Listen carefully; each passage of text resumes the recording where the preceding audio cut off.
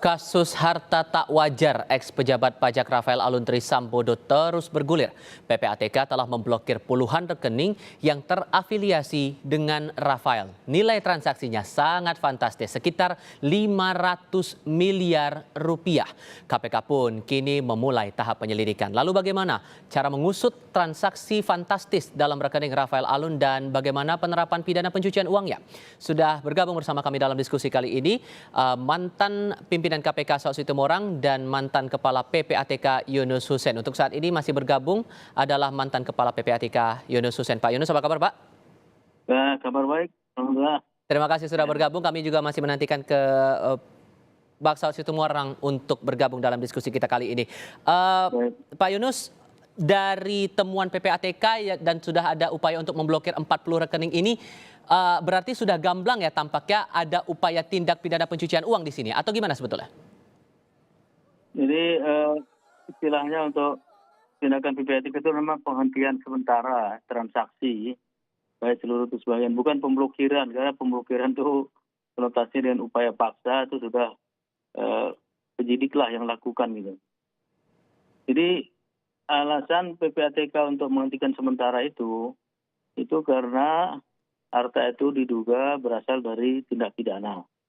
Dan dasarnya di Undang-Undang Nomor 8 2010 di pasal 44 ayat 1 huruf I dan ada di pasal 65 yang mengatur mengenai PPATK berwenang menghentikan transaksi baik sebagian atau seluruhnya harta kekayaan yang diduga berasal dari tindak pidana.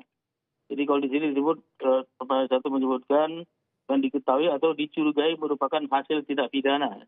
Dicurigai atau diketahui merupakan hasil tindak pidana. Itu alasan PPATK. Jadi harus ada nexus, ada hubungan antara aset tadi dengan tindak pidana yang terjadi sebelumnya. Tapi kalau dikaitkan dengan kasus ini, TPPU-nya udah kena atau belum, Pak? Jadi yang paling penting adalah dalam TPPU bahwa ada harta kekayaan yang diketahui atau dicurigai berasal dari tindak pidana.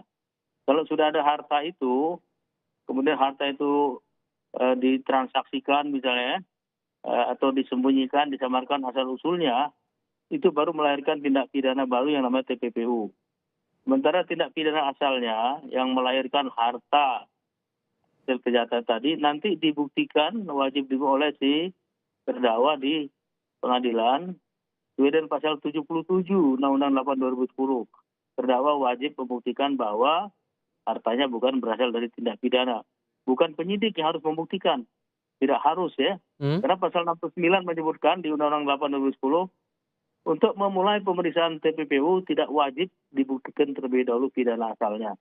Yang paling penting udah ada uang haramnya dulu itu. Uang haramnya ada, juga ada petunjuk atau ada dugaan, ada bukti permulaan yang cukup, adanya TPPU, silakan diteruskan penyidikan TPPU. Nanti sudah tentu akan ketahuan tindak pidana asalnya yang diduga menghasilkan harta itu, digabungkanlah dakwaannya, yaitu korupsi dan cuci uang. Nah, cuman untuk harta yang berasal dari tindak pidana ini, kewajiban terdakwa lah yang membuktikan bahwa asetnya berasal dari sumber yang sah. Kalau enggak, dianggap sudah ada pidana asal yang dalam oleh terdakwa, beda pasal 77 itu. Oke, mantan Komisioner KPK Saud Situmorang juga bergabung bersama kami lewat sambungan telepon. Pak Saud, apa kabar Pak? Baik, selamat sore. Selamat sore Pak. Anda juga melihat hal yang sama bahwa dengan langkah PPATK memblokir 40-an rekening ini yang nilainya bahkan fantastis, setengah triliun rupiah ini, ada kecurigaan ada TPPU di situ? Ya, pengalaman saya sih ketika di masa lalu nerima hasil LHA itu sebenarnya itu kan kalau dalam bahasa saya ya, itu bahasanya udah mateng itu sebenarnya, nggak ada keraguan karena mereka juga bekerja profesional ya, nggak sembarangan itu aja. Selain memang sumber cross checknya banyak, sumber juga reliable gitu. Jadi menurut saya tuh nggak ada alasan KPK tuh kesulitan sebenarnya. Oke, ditambah lagi dengan fakta bahwa ini rekening punya Rafael, ada punya keluarganya juga, dan itu terkait dengan individu bahkan badan usaha. Sebegitunya ada upaya begitu yang ditangkap bahwa ini harta coba disamarkan dengan pola sedemikian, begitu? Iya, itu modus makanya kenapa kan sejak tahun 2000-an, 8-an, ya, ketika saya dengan Pak Yunus Osen itu dimarahin sama FATF, Financial, itu karena kita kan dalam menemukan sejumlah teman dan kita dianggap kooperatif country. Sekarang ini kayaknya versi lain itu, nggak cooperating country-nya ini nggak cooperating institution ini sekarang ini. Jadi KPK-nya nggak cooperating institution dengan PPATK nih kelihatannya. Karena itu kan sebenarnya boleh dibilang kita paham betul lah bagaimana orang mulai dari placement, layering, sampai integration itu kan modus-modus yang ganti nama, ganti ini, titip ke orang lain, titip ke anak, titip ke istri jadi tempat masuk atau keluarga dan sebagainya. Itu udah sesuatu yang sebenarnya kalau dalam perspektif PPATK itu nggak ada keraguan. Jadi tinggal tuh KPK-nya bekerja aja, itu dalemin, kemudian jangan cerita-cerita lagi bukti permulaan ataupun yang disebut sebagai predicate crime gitu. Karena pasal 69 itu nggak perlu predicate crime, pasal 69 PPA itu perlu predicate crime. Pokoknya ada orang punya uang nggak bisa dipertanggungjawabkan dari mana datangnya. Sudah jelas. Pikir Anda Pak Saud ini harus mulai dari mana penyelidikannya kemudian? Ya sekarang tanya aja dari yang masuk dari PPATK itu, tanya ini kamu dari mana uang ini begini banyak, dari mana penghasilanmu, nanti kita bisa cek dia punya usaha restoran, dicek restoran berapa bayar pajaknya, berapa penghasilannya gitu kan. Itu simple, itu sangat sederhana, udah terusin aja yang data di PPATK itu.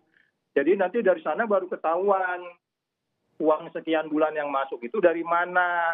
Kan itu kemudian PPATK itu selalu detail kok. Kalau dia masuk mau ke akun saya, itu pengirimnya jelas. Nanti pengirimnya bisa dilihat apa hubungannya. Jadi simpel sebenarnya kasus ini, Mas. Dibuat karena memang nggak ada niat aja kayaknya. Baik. Kalau untuk pola transaksinya nih Pak Yunus, dengan angka yang fantastis 500 M di 40 rekening ini, penelusurannya bakal gimana sehingga bisa ditemukan ada tindak pidana di situ? Oh iya, selama itu melalui ke Pak Yunus dulu Pak, mohon maaf. Itu kita bisa menelusuri ya. Pak Saud, mohon maaf saya harus berikan giliran ke Pak Yunus dulu. Silakan Pak Yunus. Selama melalui sistem perbankan itu lebih mudah ya. Yang lebih susah lagi kalau pakai uang tunai, karena uang tunai itu dalam bahasa cuci uang disebut anonymous asset type, tipe aset yang tidak ada namanya, tidak ada jejaknya, tidak ada paper trail-nya. Sepanjang melalui sistem perbankan, dia pakai nama sendiri, nama orang lain, nama perusahaan, pakai KTP palsu, itu mudah bisa ditelusuri. Karena ada jejaknya, semua ada. Even uang itu sudah diambil, sudah pergi pun masih ada, jejak-jejaknya masih ada gitu. Nah bagaimana caranya ya memang harus dilihat transaksi-transaksi tadi, minta bantuan PPATK. PPATK kan tidak ada masalah rahasia bank, dia bisa punya akses dan meminta bisa mengaudit ya. Database-nya juga cukup lumayan ya, bisa minta juga ke luar negeri. Jadi follow the money, kejarlah melalui uangnya. Sehingga dari situ juga terpola yang dikatakan oleh Pak Pahala Nainggolan waktu itu adalah gengnya. Apanya? Geng dari Rafael ini begitu. Ya. Apakah itu bisa terpola dari membaca pola transaksi itu tadi? Dengan menggunakan aplikasi, karena namanya GoAML, kita pakai aplikasi, kita pakai database, kita panggil nama yang bersangkutan, misalnya. Nanti akan keluar seluruh transaksi dengan yang bersangkutan, kapan, di mana, besarnya berapa, akan kelihatan. Nanti akan kelihatan jaringannya di situ. Siapa yang ada kaitan. Bisa kelihatan, bisa. Oke. Kalau menurut Anda, Pak Saud, KPK kan juga memeriksa orang pajak lain, termasuk konsultan pajak ini juga rekeningnya juga diblokir begitu. Ini bisa dibaca polanya juga dengan memblokir dan harus penelusuran terhadap sang konsultan pajak ini? Jadi gini Mas, ketika IKP itu udah jadi, nggak ada orang yang tanggal 20 bulan 2 tahun 59 lahirnya. Jadi orang itu udah jelas siapa bertransaksi. Kecuali dia ganti nama, dia pakai KTP orang lain, dia pakai bla bla bla, pokoknya bukan identitas sebenarnya, which is itu pidana juga ya. Jadi artinya ketika kemudian KTP itu elektronik itu udah jelas, nggak ada orang yang identitasnya itu ganda, nggak ada perlaguan lagi, apalagi ada sidik jari segala macam. Jadi maksud saya tidak terlalu sulit untuk membedakan bahwa tanggal sekian ini apa benar si Abdul transfer ke Ahmad dengan nilai sebesar sekian dari bank ini diambil tanggal sekian. Tanggal sekian Ahmad dari transfer dari Abdul itu digunakan belanja apa, di mana, rekening mana, itu semua sudah jelas, Mas. Jadi nggak ada kesulitan sebenarnya. Oke, kalau kemudian dilihat di sini ada LHKPN tidak wajar, bahkan kalau melihat dari runutan kasusnya sampai sekarang masuk dalam tahap penyelidikan, ini bisa dikaitkan dengan kasus mafia pajak tidak menurut Anda, Pak Saud? Nah, itu nanti Basu kita lihat. Karena memang seseorang itu, korupsi itu kan dari power yang dimilikinya. Power yang dimilikinya dalam hal ini dia adalah tax officer, which is kita harus duga pasti ada kaitan dengan taxpayer. Berarti artinya ada kaitan dengan kekuasaan, ada kaitan dengan penyimpangan, ada bisa jadi bentuknya itu, kalau kasus ini kan pasti tidak mungkin pasal 1 ya. Tadi itu pasti hasilnya gratifikasi dan seterusnya dan seterusnya. Pasal 1 juga sebenarnya bisa juga, kalau pasal 2 maksudnya, bukan pasal 1. Jadi maksud saya nggak ada keraguan kalau kita bicara penyelenggara negara dalam hal ini tugas pajak, ya pasti kalau kita bicara predikat kremnya korupsi.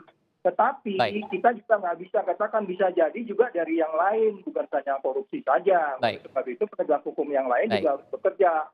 Tidak hanya korupsi saja, bisa jadi juga yang lain. Umpamanya sumber-sumber yang kita anggap itu bisa dianggap sebagai bagian daripada layering-nya, atau umpamanya bagian daripada integrasinya. Jadi sekali lagi, kalau memang cenderung dia penyelenggara negara dalam ini. Sudah kami tangkap maksud Anda. Pak Saud Situmorang, terima kasih sudah bergabung lewat sambungan telepon. Pak Yunus Hussein juga terima kasih sudah bergabung bersama kami di Kompas TV. Sehat selalu untuk Anda berdua.